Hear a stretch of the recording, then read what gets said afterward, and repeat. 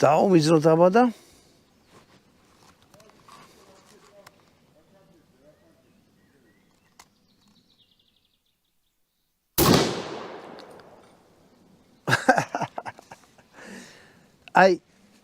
აი მოდი ჯერ ეს ისრლო და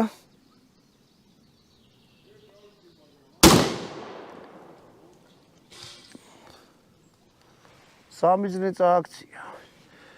აი ერთი დაჟანგებული ალმაკრი მიკიდია იქა და ცეცხლმაკრი და იმას ვესვრი და ვნახოთ რას იზამს.